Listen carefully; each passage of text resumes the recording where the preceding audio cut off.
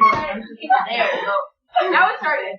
All right, so we left off talking about what's called a monohybrid cross.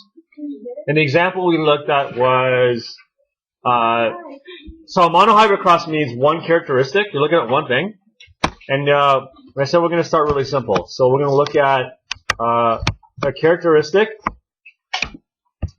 and we're going to look at one gene that controls that characteristic. And we're going to assume that there's two versions of that gene. So for height, the two versions would be tall or short.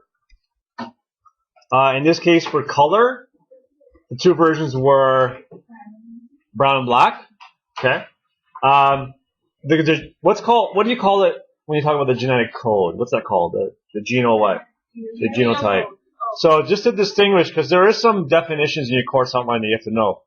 The phenotype is not the code. The phenotype is what you see. Okay? So, in this situation, how many genotypes are possible? Nope. Nope. Nope. Wow.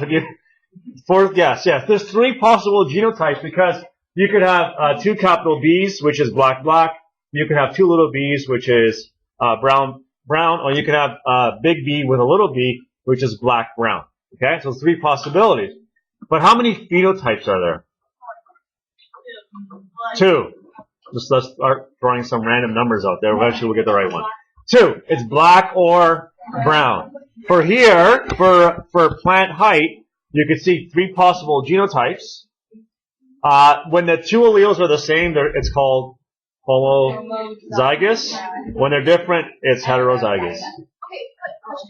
Oh, we have a question in the audience from Claudia Coluccio. Yes. Like in the homework, we have the question about the height thing. Yep. And it's two big teams, two little straight. I have to look at the question, but well, I'll look at that later. Okay. So let's take a look. Let's review like a question for a monohybrid cross. Okay. So I set up a question here. Now the question I have here is about a disease. So here's the question. Okay, you don't have to write this down because I'm gonna record this and put it up. It's a question about Huntington's disease. Now, I figured, it was one of the questions that you were asked to look at. I remember I gave you guys a video where you were looking at the human genome, and one of the questions was, what was the first disease identified? And the answer was Huntington's disease. What happens in this disease is later on in life, maybe 40 or 50 years of age, you start to see symptoms. And what happens is if you have the disease, your nervous system starts to deteriorate and it's fatal.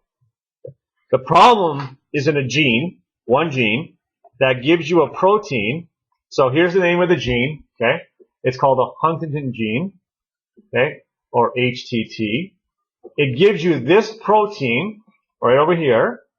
And if you remember, the mistake is there's a repeat of what three letters?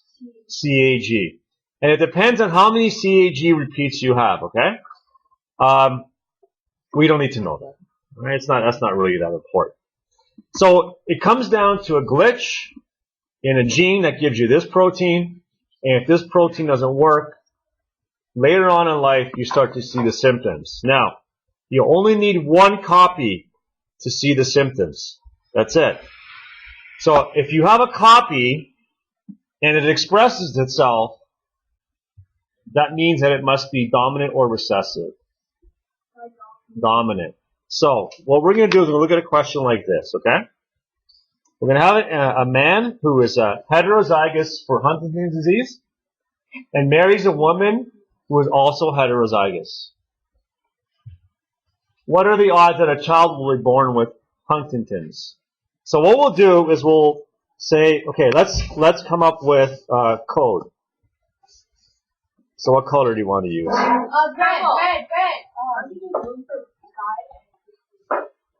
So blue it is. All right. So Huntington's. So the male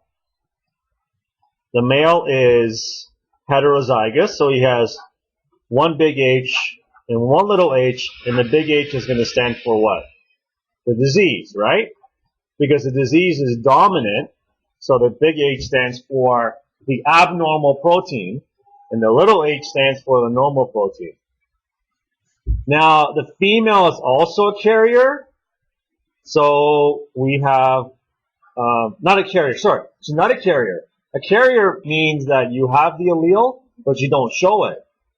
So you can't be a carrier if the allele is dominant, you're going to show it.